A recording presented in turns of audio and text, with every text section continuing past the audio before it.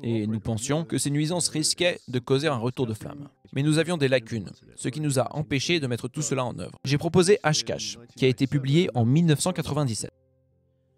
Bonjour à tous et bienvenue sur Money Radar Crypto.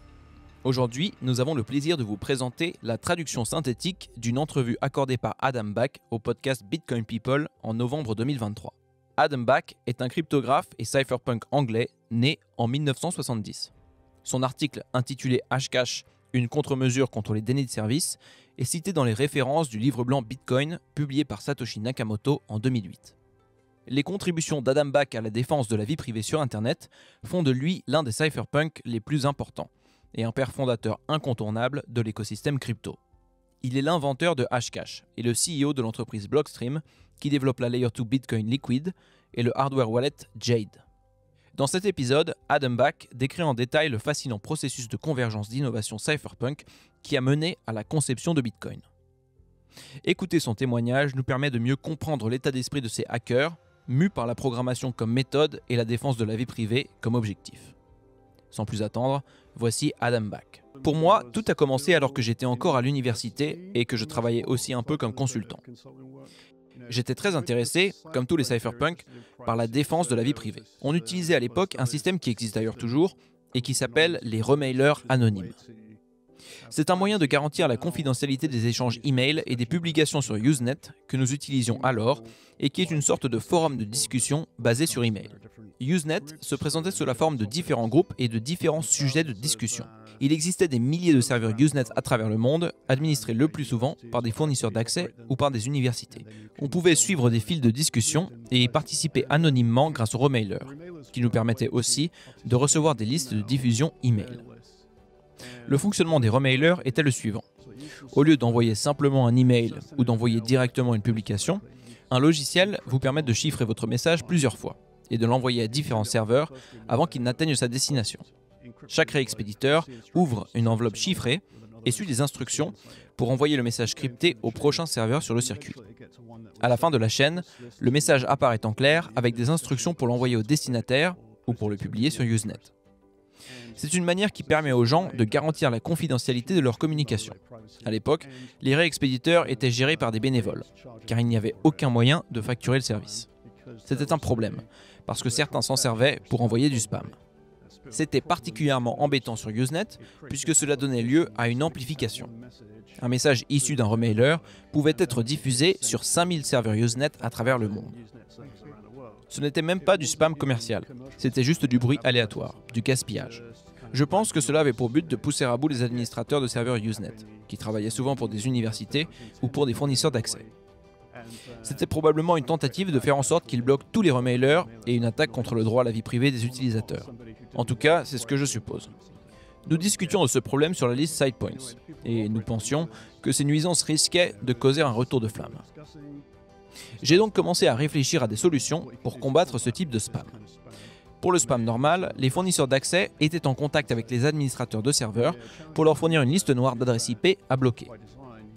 Le problème avec les remailers, c'est que par essence, on ne connaît pas l'adresse IP de l'expéditeur originel, et par conséquent, on ne peut pas le bloquer. J'ai donc dû trouver une autre solution, qui a pris la forme de Hashcash, une sorte de timbre-poste basé sur la preuve de travail. Mon approche pratique était en fait celle des cypherpunks, qui consistait concrètement à construire des solutions au lieu de faire du lobbying et d'avoir des discussions politiques.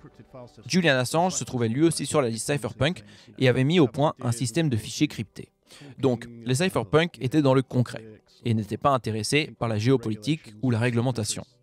Cette approche consistant à construire des solutions et à voir si les gens les adoptent est reflétée dans le slogan « Cypherpunks Write Code », les cypherpunks programment.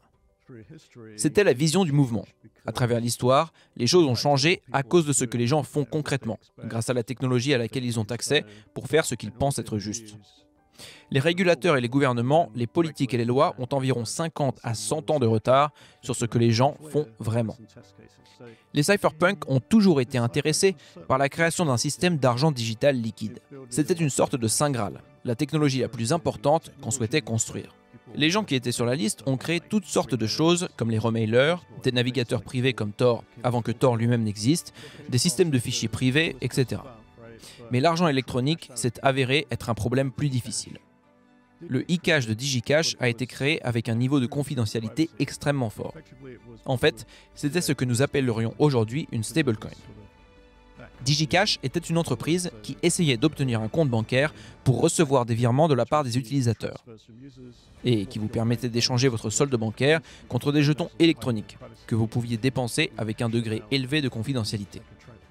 Vous pouviez ensuite encaisser les jetons et transférer l'argent sur votre compte bancaire. C'était une idée qui intéressait beaucoup les cypherpunks, dont un certain nombre, pour les plus âgés d'entre eux, travaillaient alors pour DigiCash.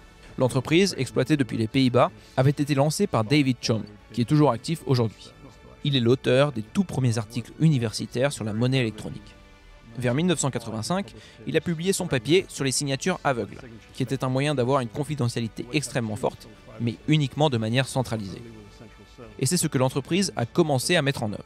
D'autres cypherpunks ont passé beaucoup de temps à réfléchir à des solutions décentralisées si le modèle centralisé venait à être mis en échec, puisse avoir un succès similaire à celui de Bitcoin aujourd'hui, en termes d'utilisation.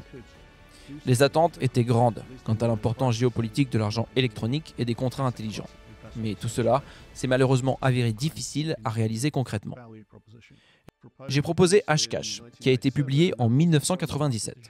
Ce n'était pas si longtemps après que DigiCash ait rencontré ces problèmes, que les gens essayaient de résoudre de manière abstraite en essayant de garder un modèle centralisé basé sur une entreprise.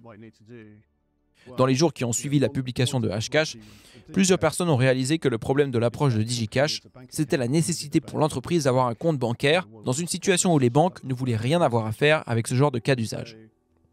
Hashcash et sa nature décentralisée l'ont fait ressembler à de l'or digital. On mine pour extraire quelque chose qui est rare, que l'on obtient en utilisant de l'électricité. Cela permet d'éviter d'avoir besoin d'une relation bancaire et au contraire de tout pouvoir faire reposer sur un marché libre. Hashcash a enclenché un processus de réflexion qui a donné lieu à de nombreuses discussions en 1997 et 1998 et qui ont abouti à deux propositions globalement assez similaires, la B-Money de Wei Dai et le BitGold de Nick Szabo. Tous deux sont partis de l'idée d'un système basé sur la preuve de travail, auquel ils ont rattaché d'autres éléments, comme une base de données pour éviter les doubles dépenses qui doit intégrer un mécanisme de coordination, car elle est disponible librement sur Internet. Ils ont aussi dû résoudre le problème de la décentralisation, car il ne pouvait pas y avoir de serveurs centraux, et décider de données arbitraires, comme la quantité de jetons en circulation et le taux d'inflation. Les cypherpunks sont partis de l'hypothèse que la quantité totale de jetons en circulation, ou du moins l'inflation, devrait être limitée, car une personne exécutant un logiciel de minage sur un ordinateur spécialisé pourrait facilement inonder le marché tant que la valeur d'un jeton est supérieure à son coût d'extraction. Cela aurait mené à une situation d'hyperinflation, et c'était l'un des problèmes centraux auxquels les gens essayaient de trouver une solution. BitGold et B-Money ont tous les deux proposé des pistes, des esquisses de solutions à ce difficile problème.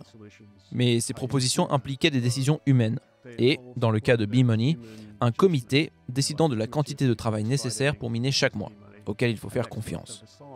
Ça ressemble beaucoup à une décision de politique monétaire, et cela s'apparente trop au statu quo actuel. L'approche de Nick Szabo avec BitGold était un peu plus centrée sur le marché, mais impliquait toujours des traders humains spécialisés. Son idée était donc de laisser les gens miner comme bon leur semblait, et de créer autant de timbres qu'ils le souhaitaient au cours d'une période donnée. Il y aurait donc des timbres de périodes et de valeurs différentes en circulation, en fonction de leur rareté. La tâche du marché dans ce contexte était de collecter ces timbres dans une sorte de livre virtuel ayant une valeur standardisée, et ce livre aurait été une pièce digitale. C'est une analogie avec la réalité des collectionneurs de timbres aujourd'hui, pour lesquels il est possible d'acheter de tels livres assemblés par des philatélistes ayant une idée générale de la valeur des timbres.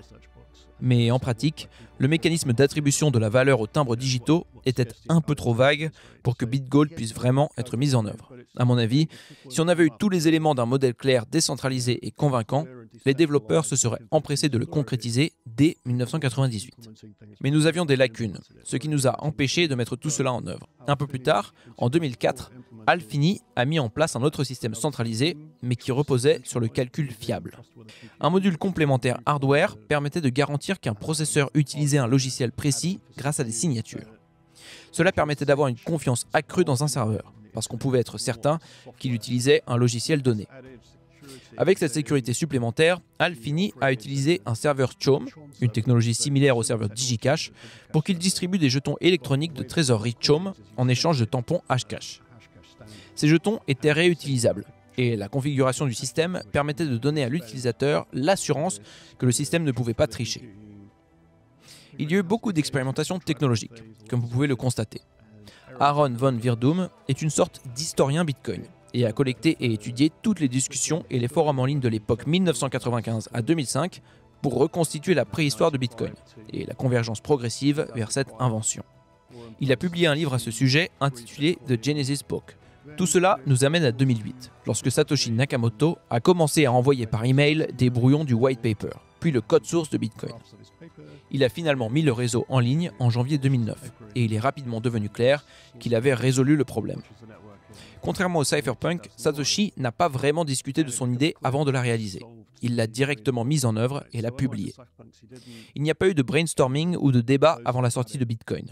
Manifestement, il a tout simplement formalisé son projet et l'a mené à bien tout seul.